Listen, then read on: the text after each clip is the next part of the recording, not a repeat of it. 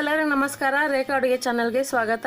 ನಾನು ಇವತ್ತು ಎಲ್ರಿಗೂ ಬಾಯಲ್ಲಿ ನೀರು ಬರೆಸುವಂಥ ರೆಸಿಪಿ ತೋರಿಸ್ತಾ ಇದ್ದೀನಿ. ಅದು ಏನಂದರೆ ಮಾವಿನಕಾಯಿ ಉಪ್ಪಿನಕಾಯಿ. ಮಾವಿನಕಾಯಿ ಅಂದ್ರೇ ಎಂಥವ್ರಿಗಾಗಲಿ ಚಿಕ್ಕವ್ರಿಗಾಗಲಿ ದೊಡ್ಡವ್ರಿಗಾಗಲಿ ಬಾಯಲ್ಲಿ ನೀರು ಬಂದ್ಬಿಡುತ್ತೆ. ಇದು ಸೂಪರಾಗಿರುತ್ತೆ. ಇದು ಹೇಗೆ ಮಾಡೋದು, ಇದಕ್ಕೆ ಬೇಕಾಗೋ ಇಂಗ್ರೀಡಿಯೆಂಟ್ಸ್ ನೋಡೋಣ. ನೋಡಿ, ನಾನು 1 ಇಂಚಿಗೆ ಕಟ್ ಮಾಡಿ ಇಟ್ಕೊಂಡಿದ್ದೀನಿ. ಒಂದು 5 ಮಾವಿನಕಾಯಿ, ಹುಳಿ ಮಾವಿನಕಾಯಿ ತೊಗೊಂಡಿದ್ದೀನಿ. ನೀವು ಬೇಕಂದರೆ ಗಿನಿ ಮಾವಿನಕಾಯಿ ಕೂಡ ತೊಗೋಬೋದು. ಖಾರಕ್ಕೆ ಒಂದು 4 ಟೇಬಲ್ ಸ್ಪೂನ್ ಖಾರದ ಪುಡಿ, ಅರಿಶಿನ 1 ಟೇಬಲ್ ಸ್ಪೂನು, ಸಾಸಿವೆ ಒಂದು 2 ಟೇಬಲ್ ಸ್ಪೂನು, ಜೀರಿಗೆ 1 ಟೇಬಲ್ ಸ್ಪೂನ್ ಆಗಷ್ಟು ತೊಗೊಂಡಿದ್ದೀನಿ, ಮೆಂತ್ಯನೂ 1 ಟೇಬಲ್ ಸ್ಪೂನ್ ತೊಗೊಂಡಿದ್ದೀನಿ, ಇಂಗು ಒಂದು ಅರ್ಧ ಟೇಬಲ್ ಸ್ಪೂನು, ಒಂದು 4 ರಿಂದ 5 ಟೇಬಲ್ ಸ್ಪೂನ್ ಉಪ್ಪು, ಎಣ್ಣೆ ಒಂದು 150 ಗ್ರಾಮ್ ಆಗೋಷ್ಟು. ಈಗ ಹೇಗೆ ಮಾಡೋದಂತ ನೋಡೋಣ.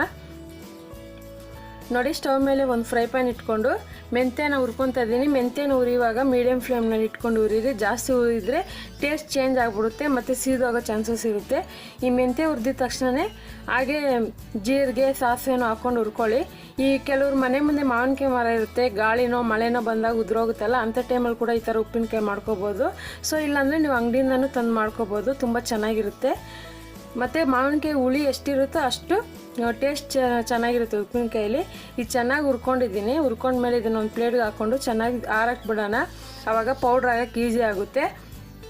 ಈಗ ಜಾರ್ ತಗೊಂಡು ಜಾರ್ಗೆ ಹಾಕ್ಕೊತಾ ಇದ್ದೀನಿ. ನಿಮ್ಗೆ ಏನಾದರೂ ಬ್ಲೇಡಲ್ಲಿ ತರ್ತರಿಯಾಗಿ ಪೌಡ್ರ್ ಆಗಂಗಿದ್ರೆ ಒಂದು ಸ್ವಲ್ಪ ಉಪ್ಪು ಹಾಕ್ಕೊಳ್ಳಿ, ಆವಾಗ ಪೌಡ್ರು ಜಾಸ್ತಿ ನೈಸಾಗಿ ಆಗುತ್ತೆ. ಮತ್ತು ಇದಕ್ಕೊಂದು ಟೇಬಲ್ ಸ್ಪೂನ್ ಆಗೋಷ್ಟು ಅರಿಶಿನ ಹಾಕ್ತಾಯಿದ್ದೀನಿ. ಅರಿಶಿನ ಇದ್ರ ಜೊತೆಗೆ ಹಾಕ್ಕೊಂಡು ಪೌಡ್ರ್ ಮಾಡಿದ್ರೆ ಒಳ್ಳೆ ಫ್ಲೇವರ್ ಕೊಡುತ್ತೆ ಉಪ್ಪಿನಕಾಯಲ್ಲಿ. ಈಗ ಇದನ್ನು ರುಬ್ಕೊಳ್ಳೋಣ. ನೋಡಿ, ರುಬ್ಬಿದಾದ್ಮೇಲೆ ಆಹಾ ಎಂಥ ಘಮ ಘಮ ಅಂತ ಇದೆ ಅಂದರೆ ಆ ಪೌಡ್ರನ್ನೇ ಬಾಯಿಗೆ ಹಾಕೊಂಡು ತಿನ್ನೋ ಥರ ಅನಿಸುತ್ತೆ. ಅಷ್ಟು ಚೆನ್ನಾಗಿರುತ್ತೆ. ಮನೆಯೆಲ್ಲ ಉಪ್ಪಿನಕಾಯಿ ಫ್ಲೇವರೇ ಹೊಡೆಯುತ್ತೆ, ಅಷ್ಟು ಚೆನ್ನಾಗಿರುತ್ತೆ. ಇದನ್ನು ಪಕ್ಕಕ್ಕೆ ಇಟ್ಕೊಂಡು ಈಗ ಹೇಗೆ ಮಾಡೋದು ನೋಡೋಣ. ನೋಡಿ, ಒಂದು ಬೌಲ್ಗೆ ನಾನು ಮಾವಿನಕಾಯಿ ಹಾಕ್ಕೊಂಡಿದ್ದೀನಿ. ಖಾರಕ್ಕೆ ಖಾರದ ಪುಡಿ, ನಿಮಗೆ ಮನೇಲಿರೋ ಖಾರದ ಪುಡಿ ಕಲರ್ ಬರೋಲ್ಲ ಅಂದರೆ ಅಂಗಡಿದು ಯಾವುದಾದ್ರು ಈಸ್ಟೇನು, ಆಚಿ ಖಾರದ ಪುಡಿ, MTR ಆ ಥರ ಯೂಸ್ ಮಾಡ್ಬೋದು, ಕಲರು ಚೆನ್ನಾಗಿ ಬರುತ್ತೆ. ಉಪ್ಪು ಒಂದು 5 ಟೇಬಲ್ ಸ್ಪೂನ್ ಆಗೋಷ್ಟು ಹಾಕ್ತಾಯಿದ್ದೀನಿ. ಉಪ್ಪು ಎಷ್ಟು ಹಾಕ್ತಿರೋ ಅಷ್ಟು ಮಾವಿನಕಾಯಿ ಟೇಸ್ಟ್ ಬರುತ್ತೆ. ಮತ್ತು ನಾನು ಪೌಡ್ರ್ ಮಾಡಿರೋದನ್ನ ಹಾಕ್ತಾಯಿದ್ದೀನಿ. ನೋಡಿ, ಪೌಡ್ರ್ ಇಂಪಾರ್ಟೆಂಟ್ ಇದರಲ್ಲಿ.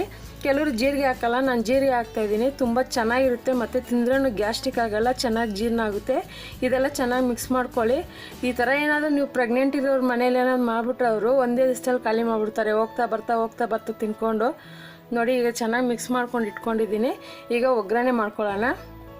ನೀವು ಈ ಮಾವಿನಕಾಯಿ ಉಪ್ಪಿನಕಾಯಲ್ಲಿ ಎಷ್ಟು ಆಯಿಲ್ ಯೂಸ್ ಮಾಡ್ತೀರೋ ಅಷ್ಟು ಚೆನ್ನಾಗಿರುತ್ತೆ. ಸೊ ನಾನು ಅಡುಗೆ ಎಣ್ಣೆ ಯೂಸ್ ಮಾಡ್ತಾಯಿದ್ದೀನಿ. ಕೆಲವರು ಸಾಸಿವೆ ಎಣ್ಣೆ ಕೂಡ ಹಾಕ್ತಾರೆ. ಸಾಸಿವೆ ಎಣ್ಣೆ ಹಾಕಿದ್ರೂ ಟೇಸ್ಟ್ ಚೆನ್ನಾಗಿರುತ್ತೆ.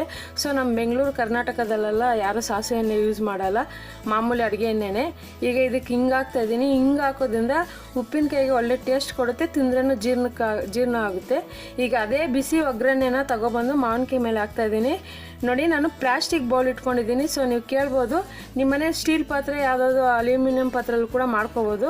ಸೊ ಮಾವಿನಕಾಯಿ ಮೇಲೆ ಹಾಕಿ ಪಾತ್ರೆ ಮೇಲೆ ಹಾಕಕ್ಕೆ ಹೋಗ್ಬೇಡಿ, ಚೆನ್ನಾಗಿ ಮಿಕ್ಸ್ ಮಾಡಬೇಕು. ಇದನ್ನು ಚೆನ್ನಾಗಿ ಮಿಕ್ಸ್ ಮಾಡಿದ ಮೇಲೆ ಇದನ್ನು ಸುಮಾರು ಒಂದು ಗಾಜಿನ ಬಾಟ್ಲ್ ತೊಗೊಂಡಿದ್ದೀನಿ ನಾನು. ಅಲೇದೇ ಮನೇಲಿ ಯಾವುದಿರುತ್ತೆ ಅದೇ ಗಾಜಿನ ಬಾಟ್ಲ್ ತೊಗೊಳ್ಳಿ. ಸೊ ಪ್ಲಾಸ್ಟಿಕಲ್ಲಿ ಯೂಸ್ ಮಾಡಬೇಡಿ, ಪಿಂಗಾಣಿ ಇಲ್ಲಾಂದರೆ ಗಾಜಿನ ಬಾಟ್ಲು ಅದರಲ್ಲೇ ಹಾಕಬೇಕು. ಇದನ್ನು ಬಾಟ್ಲಲ್ಲಿ ಹಾಕಿದ ಮೇಲೆ ಸುಮಾರು ಒಂದು 3 ರಿಂದ 4 ದಿವಸ ಬಿಟ್ಟರೆ ಚೆನ್ನಾಗಿ ನೆಂದಿರುತ್ತೆ ಉಪ್ಪಿನಕಾಯಿ. ಇಲ್ಲಾಂದರೆ ನೀವು ಅಷ್ಟೇ ಇದು ನೋಡ್ಕೊಂಡು ಇರೋಕ್ಕಾಗಲ್ಲ, ಹೋಗ್ತಾ ಬರ್ತಾ ಒಂದೊಂದು ಎತ್ಕೊಂಡು ತಿಂದ್ಬಿಡ್ತೀರ. ನೋಡಿದ್ರಲ್ಲ ಎಷ್ಟು ಸಿಂಪಲ್ಲಾಗಿ, ಕಲರ್ಫುಲ್ಲಾಗಿ, ನ್ಯಾಚುರಲಾಗಿ ಮಾವಿನಕಾಯಿ ಉಪ್ಪಿನಕಾಯಿ ಮಾಡೋದಂತ.